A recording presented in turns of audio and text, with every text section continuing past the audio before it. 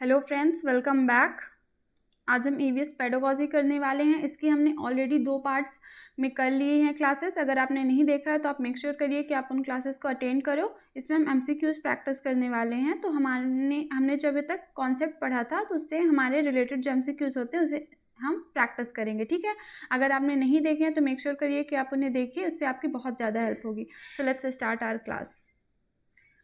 हमारा first question है, ये एक्चुअली इंग्लिश में है तो आप परेशान नहीं होइएगा, मैं इसको आपको हिंदी में ट्रांसलेट करके बताऊंगी। और फिर भी अगर आपको दिक्कत होती है तो आप कमेंट बॉक्स में मुझे बताइएगा। मैं नेक्स्ट क्लास से कोशिश करूंगी कि इसे मैं हिंदी में भी लेकर आऊँ, ठीक है। फर्स्ट क्वेश्चन है, chapter 4 mangoes round the year of NCERT environmental studies text book has a story on making mango papad so that children not only understand the process and technique but also appreciate the skills of cooking and preservation. As per NCF 2005, which general objective of teaching EVS is being achieved through this lesson? तो क्या बोल रहा है कि chapter 4 जो है mangoes around the year, तो उसमें क्या दिखाया गया है कि मैंगो पापड़ कैसे बनाया जाता है। तो इससे ना केवल बच्चों की समझ जो है वो कि प्रोसेस क्या होता है, फिर टेक्निक क्या यूज़ की जाती है, इम्प्रूव होगी, बल्कि उनको स्किल भी पता चलेगा कि कुकिंग और प्रिजर्वेशन मतलब फूड प्रिजर्वेशन में कौन कौन सी स्किल रिक्वायर्ड होती है। तो एनसीएफ 2005 के अनुसार इनमें से कौन सा जो जर्नल ऑब्जेक्टिव है ईवीएस की टीचिंग का, तो इसमें से अचीव किया गया है। तो फर्स्ट ऑप्शन है to explain how much labour is needed to make an object. ये बताने के लिए कि कितना लेबर ज़रूरी होता है किसी भी ऑब्जेक्ट को बनाने के लिए, मतलब कितनी मेहनत लगती है। To discuss how various things can be made from the natural environment, ये डिस्कस करने के लिए कैसे अलग अलग तरीके से चीज़ें बनाई जा सकती है नेचुरल इन्वायरमेंट से। कि to develop the understanding with the help of observation and examples related to our experiences in place of abstraction. बिल्कुल यही हमारा आंसर है कि डेवलपमेंट करना है। क्या डेवलप हो? अंडरस्टैंडिंग जो है ऑब्जर्वेशन से। जैसे ईवीएस टीचिंग का जो मेन फोकस है कि बच्चे कैसे सीखें, ऑब्जर्व करके, एक्सपीरियंस में उनके लेकर आना है। तो वो एक्सपीरियंस से कर पाएंगे, रिलेट कर पाएंगे जब वो ऑब्जर्व करके देखेंगे। तो in the place of abstraction, abstraction का मतलब क्या होता है कि ऐसी चीज़ जो कि रियल नहीं है, वो आइडियाज़ है, थ्योरेटिकल है।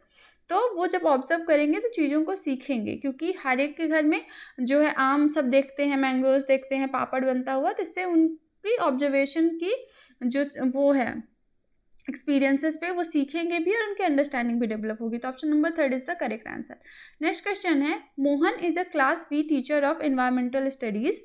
ही writes the following activity on the black board in his class.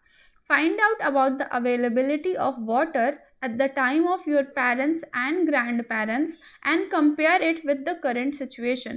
For the above activity, which of the following strategies would be most appropriate? तो क्या बोला जा रहा है यहाँ पे कि मोहन है जो कि क्लास 5 का टीचर है ईवीएस का, वो ब्लैक बोर्ड में एक एक्टिविटी लिखता है कि जो पानी की उपलब्धता है वो हमारे पेरेंट्स के टाइम पे और ग्रैंड पेरेंट्स के टाइम पे उनको कंपेयर करना है बच्चों को अभी जो करंट सिचुएशन है।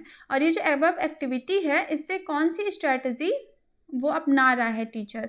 तो रोल प्ले, प्रोजेक्ट, डिस्कशन और इंटरव्यू। तो इसको क्या बोला जाता है हिंदी में? साक्षात्कार। ऑप्शन नंबर 4 कि बच्चे क्या करेंगे? डिस्कस करेंगे, जाएंगे अपने पेरेंट्स से सवाल पूछेंगे, ऑब्जर्व करेंगे, ग्रैंड पेरेंट्स से बात करेंगे, तो इसे इंटरव्यू मेथड बोला जाता है या फिर साक्षात्कार हिंदी में, ठीक है। नेक्स्ट क्वेश्चन है, Archana is a teacher of environmental studies teaching class 4। तो अर्चना जो है वो टीचर है क्लास 4 की ईवीएस की। सी forms 2 group of children in her class and conducts a debate activity on the topic should the school have uniforms or not। तो वो क्या करती है कि क्लास में 2 ग्रुप में बच्चों को डिवाइड करती है एक्टिविटी के लिए और डिबेट करवाती है। सवाल क्या है, डिबेट का टॉपिक क्या है, क्या स्कूल में यूनिफॉर्म होने चाहिए कि नहीं होने चाहिए। Why did Archana organise a debate in her class. तो अर्चना ने ये जो डिबेट है क्यों अपनी क्लास में ऑर्गेनाइज की है। Which of the following may not be the most appropriate reason. इनमें से कौन सा तरीका है जो नहीं हो सकता, इनमें से कौन सा कारण है जो सही नहीं है। उसने जो अपनाया है ये, तो क्या कारण नहीं है। बेसिकली हमें यहाँ पे देखो नेगेटिव वाला आंसर देना है कि the one which is not the reason. ठीक है, फर्स्ट में क्या बोल रहा है, a debate gives children an opportunity to think about and understand different aspects of a topic। जो डिबेट है वो बच्चों को क्या देती है, अपॉर्चुनिटी देती है कि वो डिफरेंट एस्पेक्ट्स को सोच सकें। तो यहाँ पे नॉट का आंसर देना है, मतलब टॉप नहीं है, ये तो रीज़न है, इसी कारण तो डिबेट होती है ना। Children are encourage to express their views in the classroom. अच्छा, इस पर थोड़ा सा हम आगे ऑप्शन पढ़ते हैं फिर। Children get an opportunity to share their experiences in the classroom, ये भी एक कारण होता है ना डिबेट का। Children assess the knowledge of their peers through debate, तो डिबेट के थ्रू बच्चे एसेस करते हैं पीयर्स का, मतलब अपने फ्रेंड्स की नॉलेज कितनी उनको है कि नहीं है, तो ये भी नेगेटिव है। तो डी तो आंसर में होना ही होना चाहिए, है ना। जो जिसमें डी नहीं है तो उसे आप काट दो। अब देखो, जो ए था, ए में सही का हमने टिक लगाया था कि ये सही है, तो ए नहीं होगा क्योंकि हमें नेगेटिव वाला देना है। अब देखो बी डी, अब सी को पढ़ लो, चिल्ड्रन गेट द अपॉर्चुनिटी, सी भी सही है तो सी भी नहीं होगा, तो option number 2 is the correct कि बी और डी हो जाएंगे, जो कि कारण नहीं है। बी में क्या लिखा रहा था कि बच्चों को व्यूज़ जो है एक्सप्रेस करने के लिए, तो उसके लिए डिबेट ऑर्गेनाइज करने की जरूरत नहीं है, डिबेट के अलावा भी आप डिस्कशन रख सकते हो, तो बच्चे उसमें अपने व्यूज़ देंगे, राइट।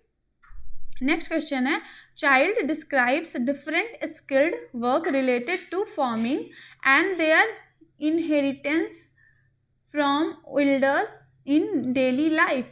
अबव स्टेटमेंट इज, तो बच्चे क्या डिस्क्राइब कर रहे हैं कि डिफरेंट स्किल्ड वर्क जो कि फार्मिंग मतलब खेती से रिलेटेड हैं, और उनके जो इनहेरिटेंस है मतलब एल्डर्स हैं, इनहेरिटेंस मतलब पूर्वज जिनको डेली लाइफ में, तो वो ये क्या अबव स्टेटमेंट किससे रिलेटेड है, learning indicator, learning objective, statement of competency, learning outcome. तो ये किससे रिलेटेड है, लर्निंग आउटकम से। लर्निंग आउटकम का मतलब क्या होता है कि आप जिसको ऑब्जर्व कर सको, जैसे एक लर्निंग है उससे आपने क्या चेंजेस आए बिहेवियर में, वो होता है लर्निंग आउटकम। तो ये क्या है कि स्किल रिलेटेड फार्मिंग, और उन्होंने डेली लाइफ में क्या स्किल अचीव करी है उससे रिलेटेड बच्चे बात कर रहे हैं, तो this is learning outcome. Option number 4 is the correct answer. Next है lesson 13 in NCERT's Class V Environmental Studies textbook describes the amazing journey of Gaurav Jani. This lesson is a part of which of the following theme? तो lesson जो 13 है class 5th का, तो गौरव जानी, तो उस chapter का नाम है a shelter so high. Chapter का नाम क्या है, अ शेल्टर सो हाई। इस चैप्टर में क्या बताया गया है, गौरव जानी नाम का एक जो भी आप बड़ा जो भी एक कैरेक्टर है, वो क्या करता है, मोटरसाइकिल से मुंबई टू लेह, लद्दाख और श्रीनगर वगैरह जर्नी करता है, ट्रेवल करता है, यात्रा करता है। तो उसमें डिफरेंट हाउसेस का बताया गया है कि कहाँ पे कैसे घर रहते हैं। तो ये थीम में से कौन सा है, शेल्टर थीम पर आधारित है ये चैप्टर, तो option number 3 is the correct answer. Next question है, in a constructivist EVS classroom which of the following is not seen to be happening. तो जो कंस्ट्रक्टिविस्ट मतलब रचनावादी,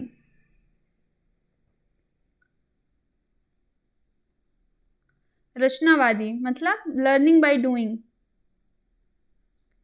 जो एक रचनावादी क्लासरूम है, तो EVS का क्लासरूम इसमें कौन सा चीज़ होते हुए नहीं देखेगा, तो इसमें आपको क्या दिखेगा, लर्निंग बाय डूइंग है, चाइल्ड सेंटर्ड एजुकेशन क्लासरूम होगा, वहाँ पे बच्चे एक्सपीरियंस के थ्रू सीख रहे होंगे, ऑब्जर्व कर रहे होंगे, ये सब क्लासरूम में होता है।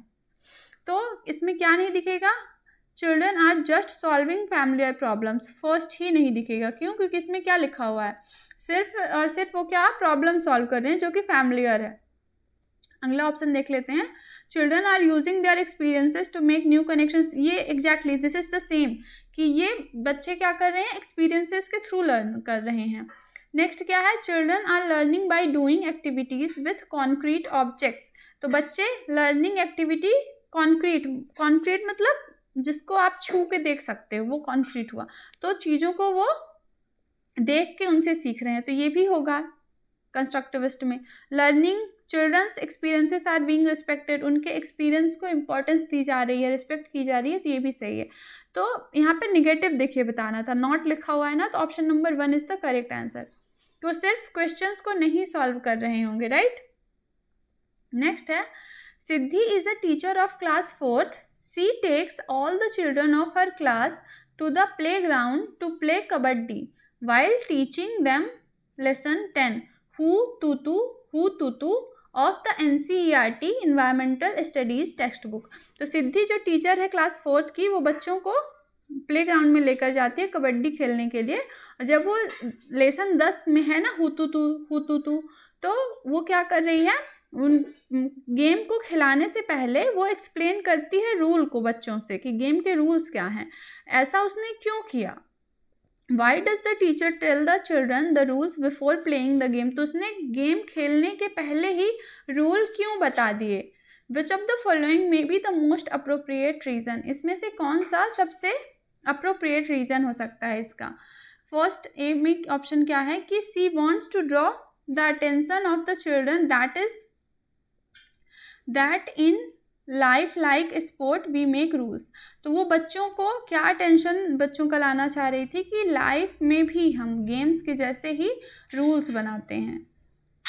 तो होता है ऐसे कि जैसे आपको सुबह उठना है, स्कूल आना है, फिर so that all the work is done properly, ताकि सारा काम जो है वो अच्छे से हो सके, इसीलिए तो रूल्स होते हैं ना। नेक्स्ट है, we all are bound by the rules in the same way in the society by which we settle differences and conflicts among ourselves, तो इसी के द्वारा हम जो लड़ाइयाँ हैं, मतभेद हैं मनों में, या फिर जो डिफरेंसेस हैं हमारे बीच में, झगड़े हैं, उनको सेटल करते हैं रूल से, ये भी सही है। By making rules the attention of all children is much more on the rules than on the game, तो रूल बनाने से बच्चों का जो अटेंशन है वो रूल में ज़्यादा हो गया रादर देन गेम, तो ये नेगेटिव आ गया, तो ये गलत है। तो ए बी सी तीनों सही है, तो option number 3 is the correct answer. Next question है, it has been observed that some mistakes are made while observing the learning and progress of children, तो ऐसा ऑब्जर्व किया गया है कि कुछ मिस्टेक्स जो हुई हैं बच्चों द्वारा वो ऑब्जर्व की गई हैं, जो लर्निंग और प्रोग्रेस है जो बच्चों का।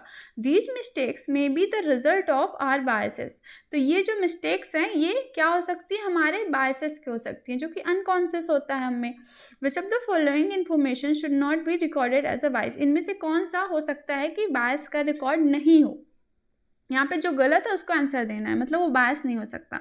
तो samples of the children work in portfolio, तो बच्चों के वर्क का सैंपल, अब अगर पोर्टफोलियो तो बनाया इसलिए जाता है ना कि वो रिकॉर्ड है बच्चे का, तो इसमें बायसेस कम है। आगे पढ़ लेते हैं, prior experiences regarding the ability and performance of the children, जो प्रायर एक्सपीरियंसेस है मतलब पहले की जो एबिलिटी है बच्चे की, तो ये बायसेस होता है ना कि उसने पहले नहीं किया तो अब भी नहीं कर पाएगा, तो ये हो सकता है कि बायस हो। Previous result related to the examination, यहाँ पे फिर से पहले की बात हो रही है, तो पहले के आधार पर हम अभी डिसीजन लेंगे, तो ये भी बायस का उदाहरण हो सकता है। सोशल बैकग्राउंड, अब बच्चा किस बैकग्राउंड से आ रहा है उसके बेसिस पे आप डिसीजन लोगे, तो वो भी क्या होगा, बायस का उदाहरण होगा। तो option number 1 is the correct answer, कि जो सिंपल है वो बच्चे के पोर्टफोलियो के, तो ये सही होगा, ये बायस का नहीं होगा, इसमें तो बच्चे की परफॉर्मेंस से रिलेटेड डाटा होगा, राइट। नेक्स्ट क्वेश्चन है, what is the reason why tales and stories have been given an important place in the textbooks of EVS? Which of the following may be the most appropriate reason? कि जो EVS की book है उसमें कहानी, किस्सों को बहुत important स्थान दिया गया है, ये क्यों ऐसा किया गया, इसके पीछे का कारण क्या हो सकता है। तो ऑप्शन ए है, it's the primary label, the teachers of EVS narrate tales and stories with interest, that is why they have been given the important place, कि जो टीचर्स हैं वो अच्छे से स्टोरीज को नरेट कर पाते हैं, इसलिए ऐसा, ये कोई रीज़न नहीं हुआ कि टीचर नरेट कर पाते हैं इसलिए दी गई है उसको इम्पोर्टेंस। फिर बी में क्या लिखा हुआ है, the use of stories has been considered important in developing children's sensitivity to EVS environmental issues, कि ये सही है कि बच्चे जब पढ़ते हैं तो स्टोरीज जो हैं उनके, वो बच्चों को सेंसिटिव बनाती हैं, वो रिलेट कर पाएंगे कि इन्वायरमेंटल जो इशूज़ हैं उसके प्रति वो क्या होंगे, सेंसिटिव होंगे, तो ये हेल्प करेगी। तो option number B is the correct. Because children easily relate themselves to the characters of the story, that is why they have been given an important place in the textbook। ये भी सही है कि बच्चे stories से ज़्यादा अच्छे तरीके से, इजीली तरीके से रिलेट कर पाते हैं, तो इसीलिए उसको इम्पोर्टेंस दी गई है। और डी में क्या है, tales and stories are liked by the society, इसलिए उसको इम्पोर्टेंस दी गई है, तो ये तो नहीं है, सोसाइटी की वजह से इम्पोर्टेंस नहीं दी गई है, तो दो ऑप्शन सही हैं, बी और सी। तो option number 4 is the correct answer कि बच्चे ज़्यादा अच्छे तरीके से स्टोरीज से रिलेट कर पाते हैं।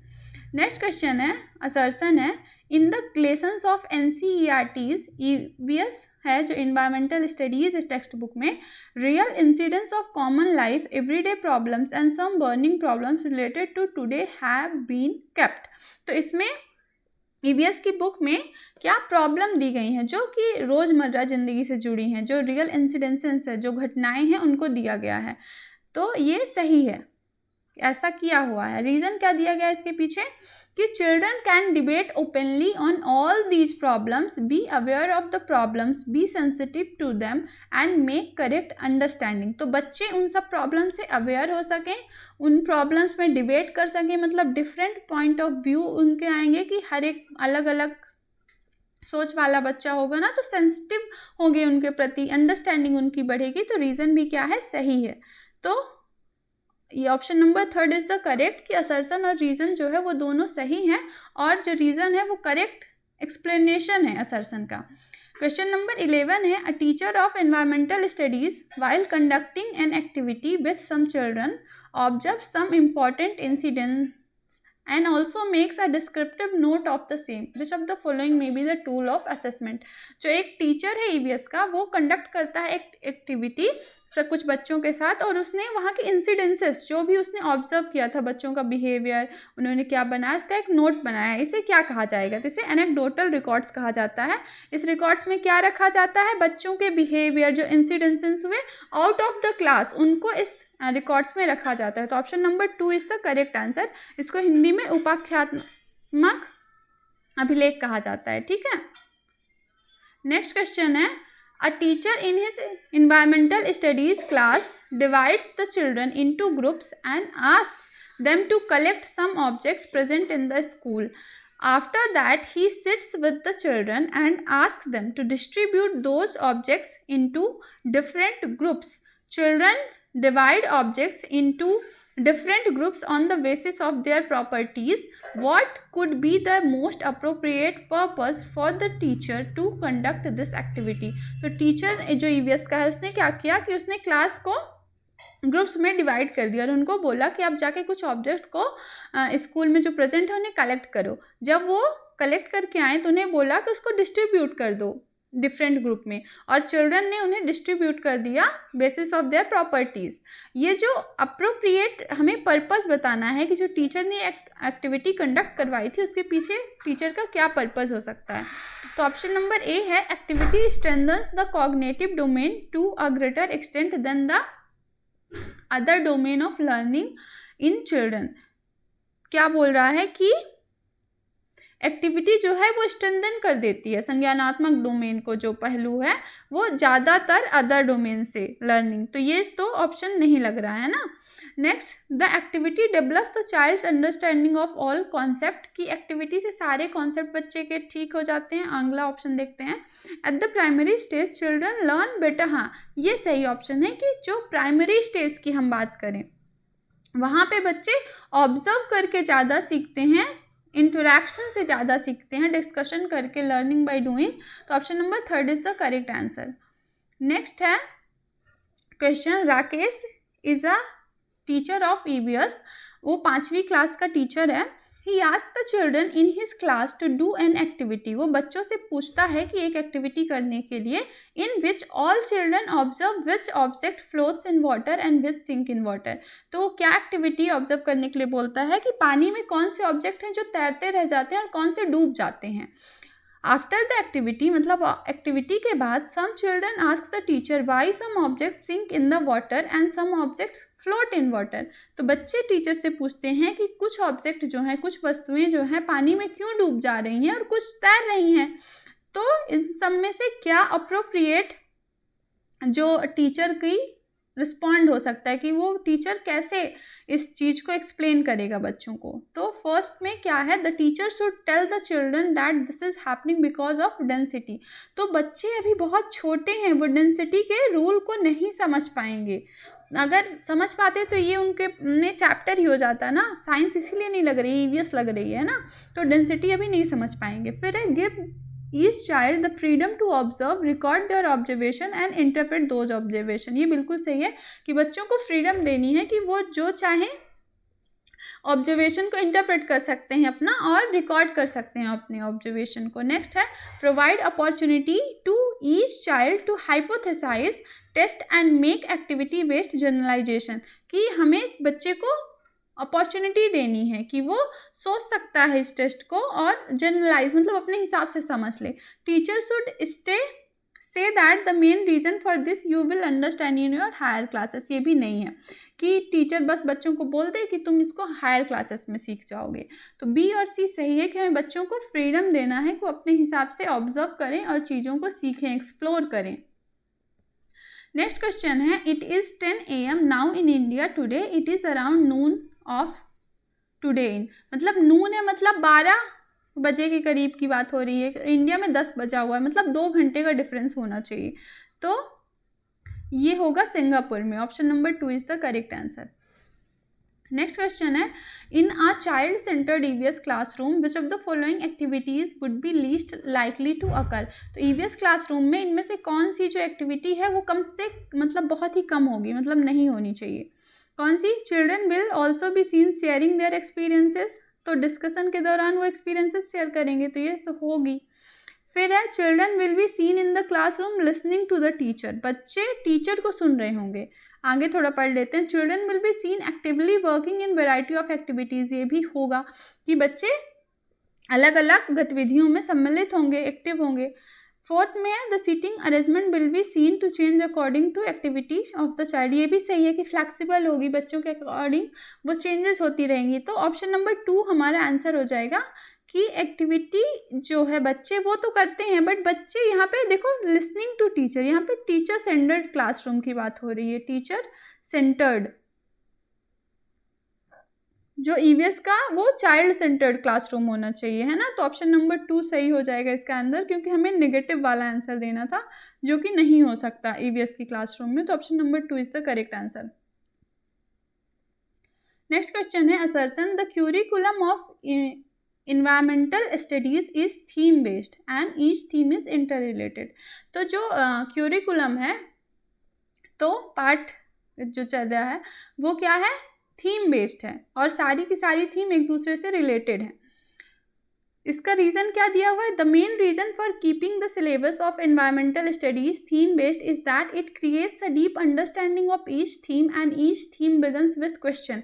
ऐसा करने के पीछे रीज़न ये है कि इससे थीम बेस से डीप अंडरस्टैंडिंग बच्चे की डेवलप होती है, और हर एक थीम जो है क्वेश्चन से शुरू होती है। तो ये भी रीज़न क्या है, सही है, इसीलिए उनको थीम बेस किया गया है कि बच्चों की डीप अंडरस्टैंडिंग ईवीएस के प्रति इन्वायरमेंटल स्टडीज़ के थ्रू जागृत हो सके।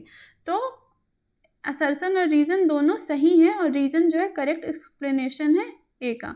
तो option number 3 is the correct answer. I hope आज की क्लास आपको पसंद आई होगी। मिलते हैं नेक्स्ट क्लास में। So thank you for watching, keep studying.